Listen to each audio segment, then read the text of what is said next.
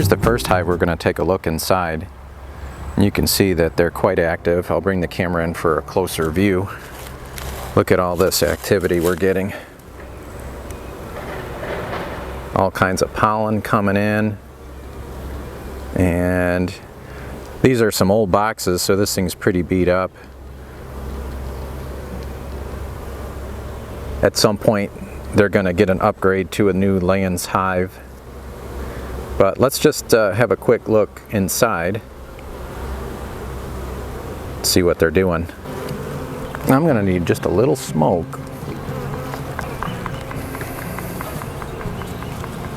Let's give them a little smoke.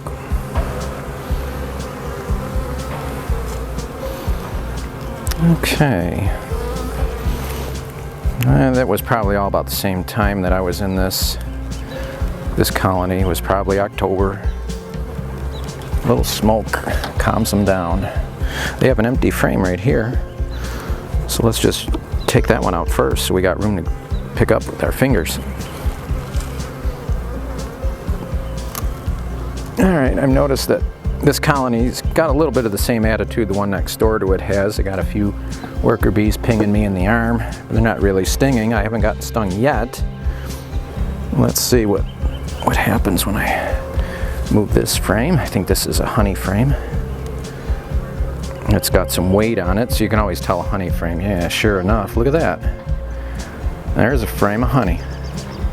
That's the first frame of honey I picked up this spring. It's a partial. Not really too worried about taking that one. Let's see what they're doing next to it. They might be doing similar.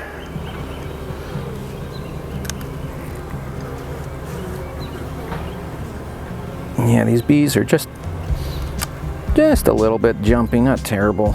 Like I say, they're jumping on my hand. If you can resist the urge to flinch and basically just let them sting you. Oh, look at that. That's beautiful. That's pollen and honey. Baby food. They're going to take care of those babies. And you see this little shortcut hole they made? That's just a shortcut hole. There's another one there. They're like me and you. They don't want to go around the long way. They just want a shortcut. Get from point A to point B inside the hive. That's a quick entry point. Now, let's see. They don't have any brood in this upper box. I don't see any. They got brood down here probably. This is another 3-box configuration. Let me just have something I can set it on.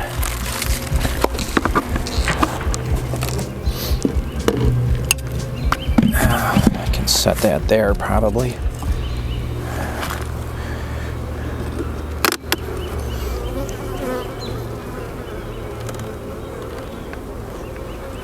Yeah, these bees are making me stay honest.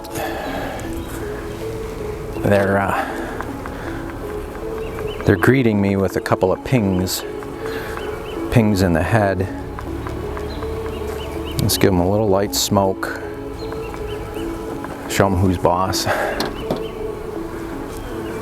See, they're still pinging my hand a little bit. If you can resist that urge to freak out, you're going to do okay as a beekeeper.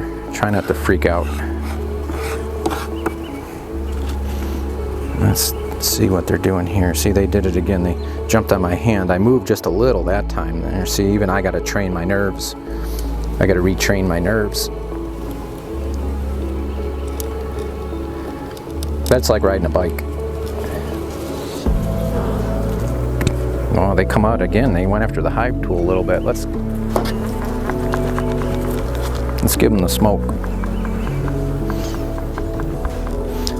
I mean, when you think about the honeybee though, it's still definitely a European honeybee we're talking about here. They are gentle compared to those Africanized bees or the N1 cross. Those are killer bees. Let's see if they'll let me lift this frame up without them getting too agitated. They're a little bit testy today, and it's a nice day, so let's just look and see what they're... Oh, there's a lot of brood. A lot of brood's hatched already from this, and she's been back. The queen's been back and put some larvae in there. The queen's been back and she put eggs in there. And so that's great. We don't need to tear this up any further. This would be a nice, I think they're in a good position to take a, what am I saying here? Sorry. I think they could probably have a 4th box added as well, is what I'm saying. They got a lot of brood that's going to emerge, so they're going to have a big workforce here in a very short time. So let's do that. We're going to kind of do that same configuration.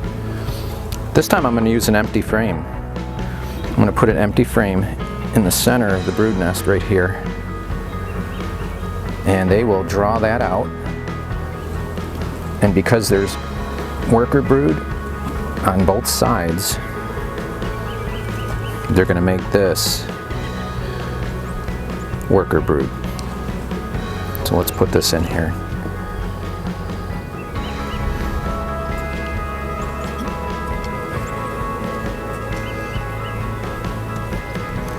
And there we go. We have to be gentle with these bees because, like I say, they're just a little bit touchy. Let's go get them some comb. Let's get them some brood comb.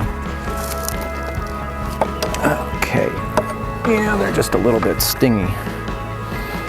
They want me to close them up so they can go back to work.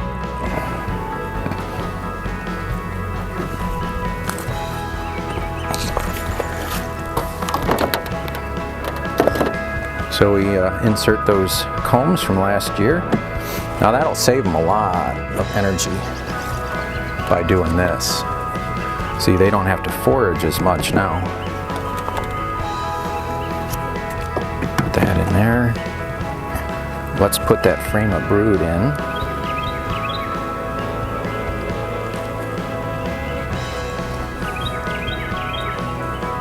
Put that frame of brood here. And we'll put this brood comb right in there. So if you don't have comb from last year, it's all right. You can just use empty frames. In the spring of the year, there's plenty of resources for them. And we'll put this empty frame right in the middle here. See, we just put an empty frame right in there.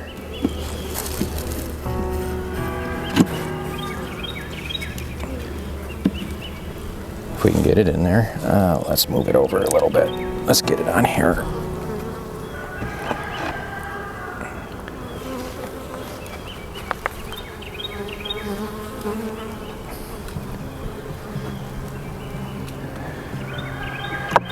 There it goes. See how they're jumping on my hand? I don't know if you can tell or not. They're almost ready to close up. I just want to move the frames closer together. But they've been all right. They haven't really attacked me. Let's put the cover back on them.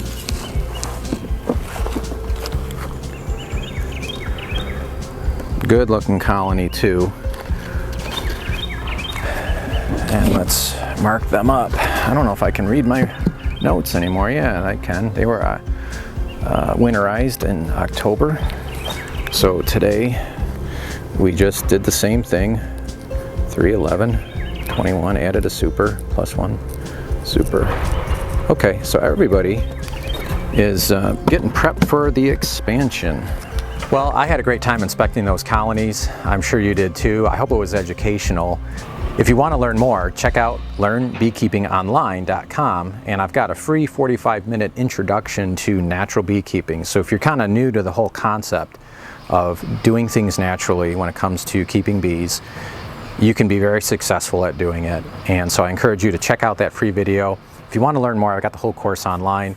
And very shortly too, I'm going to be putting dates up for classes here at the farm. So it's part of a 2-day workshop that I've got in the works. We used to always just do a 1-day program and we'd try to cram everything in, but we found that it was too much information to try to cram into 1 day. So what we do now is I've pre-recorded all the classroom course. So You know, you can come and you can hear me talk all day if you want to, that's fine, but that's really not that exciting when you think about what we just did in the bee yard. That's day 2. What we just did, that's a part of day 2. What we just did in the bee yard is what I try to give you as the experience. So if you want to come to the 2-day workshop, day 1 is virtual. You just do that at home. It's all classroom. The nice thing is you can watch it as many times as you want. So that way you don't even have to worry about taking notes. All you got to do is just replay a portion of the video if you want to pick up a few more points. Day 2 is the dates that I'll be announcing on my website, where we'll be here in the bee yard. And basically we're just going to do anything that's beekeeping related for the season. So right now, if you were to come, we would be installing swarm traps. We'd be preparing the colonies like we were today for those future splits that we're going to do. So we're going to do some splitting. We're also going to do, let me just think here, we're also going to be setting up some hives for any of the swarms that we capture. So when we do capture those swarms, we bring them back to the farm, and then we take them out of the swarm trap and put them into a normal colony or a normal beehive, to give them all the room that they need to expand and to hopefully harvest some honey from. So those are all the things that we do. So it's just based on whatever's happening at that particular week or time of the year. So spring is the best time to come. And if you haven't been to North Georgia before, you're in for a treat. So I really think you're going to enjoy the course. So again, day 1 is all online. Day 2 is here at the farm, and I try to give you as much hands-on and visual learning and up-close stuff. You are going to need to wear a bee veil, so I do recommend that. But as you can see, this is my bee suit. It's just whatever the temperature is outside. That's usually how I dress. I don't have a bee suit, and I'll teach you how to work with your bees in such a way that you probably won't need anything more than a veil either. I do wear the veil occasionally because it's never fun when you're stung right on the end of the nose. That's never good. But I was in 3 hives today and I had no stings at all. I did have some guard bees that came out and bounced up against my hat. I had some bouncing around my arms, but nothing happened. So it was a great day, and this is the fun part of beekeeping. So stay tuned and we will see you at the next video.